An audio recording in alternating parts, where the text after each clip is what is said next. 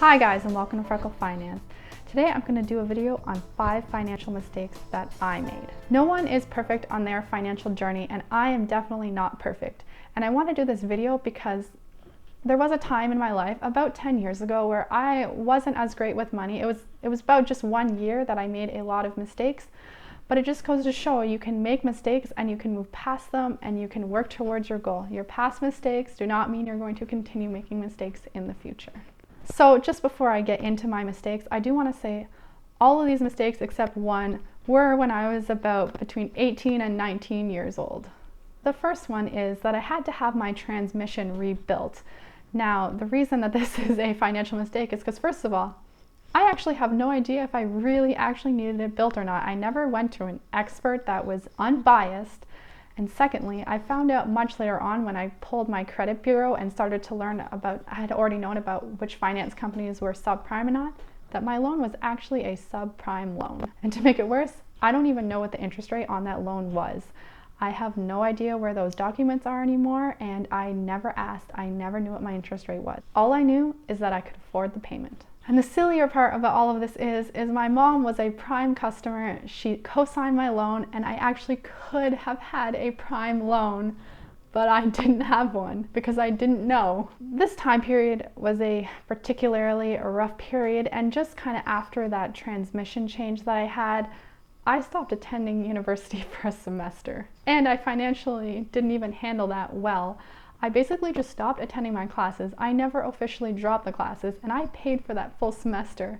And then I had to pay for it again when I actually redid the semester. That was about $2,500 that I literally just threw out the window because I just didn't drop my classes and I just decided to stop going to classes. For anyone wondering, I did not get kicked out of university and I did end up graduating. It was a bit of a struggle because of that whole fiasco semester though.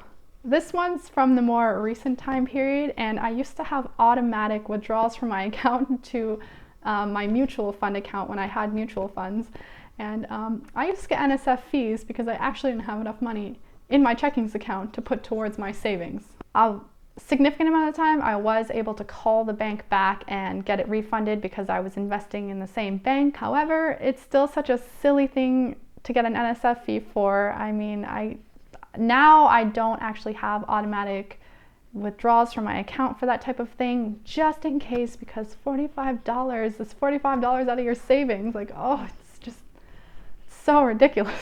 The next mistake I made is that around the time that I was not attending university classes, I was also trying to rent an apartment in a completely different city. Like, I was like done with school type of thing. It was only for one semester though. And I used my OSAP money that I was given that year to do that. And for anyone who's not familiar with OSAP, it's a government loan for students. I used that to pay 3 months in advance and buy furniture for the place. The ridiculous part about this all is I didn't even end up staying in the place for 3 months because I decided I wanted to go back to school. I was not able to get refunded. I never signed an official contract, and I didn't want to argue in court, so the landlord took it as a deposit for damages, even though there actually was no damages to the apartment. And yeah, so I lost out on that money. I was never to get back. And obviously the furniture was a silly and stupid purchase to do. Never ever use your student loans for anything else that's not actually paying for school. As well, that was the only OSAP loan I actually had ever. So basically, my OSAP loan almost did not go towards school. I didn't actually use all of it. Some of it did end up going towards tuition one semester. Oh, I didn't even want to do it at the time. I felt pressured. It was silly, but I did it. The last one that happened, and kind of the cause of the OSAP and university one, is that I was actually living with a boyfriend who had very, very different ideas on how to handle finances. So this boyfriend pretty much refused to keep a budget. He didn't really care. He had the idea that money would come, and that would even be about food or anything else. It was very difficult. He would buy things. I wouldn't, because I didn't want to spend money if we didn't have it for food or rent. Luckily, I didn't go into much debt other than that whole OSAP loan thing, because I only had a $700 limit on my credit card, and I absolutely refused to increase that limit. me and that guy lived together for a total of about 6 months, so it wasn't a very long period of time that all this stuff was happening in, but it was a significant amount of time and a significant amount of financial mistakes that I made during then. But as I already stated, it really taught me and told me a lot about how I want to deal with finances in my future. And from then on, I have handled finances so much better, and I never dated anyone else who couldn't manage their money from then on.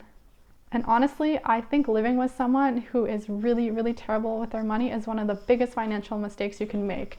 So there we go. I made one of the biggest financial mistakes that I think a person can make. And I'm still here and I'm doing fine now. So this list is not inclusive of all the mistakes I've made. Most of them are just really small, minor ones. I mean, nobody's perfect with their budgeting.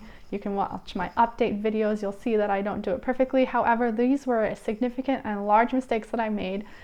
Probably there's a lot of people out there who don't even make these big financial mistakes. But here I am working towards an early financial independence, being able to own a house and have lots of financial freedom, and I made these mistakes. So if you're someone who feels like you can't get out of this situation and you make lots of mistakes financially, it doesn't mean you're going to continue to do so in the future. You can change. You just have to learn from your mistakes like I did. If you like this video, make sure to give it a thumbs up. As well, click the subscribe button if you haven't done so already. And remember that no matter what your financial situation is, make sure to have a great day. Bye.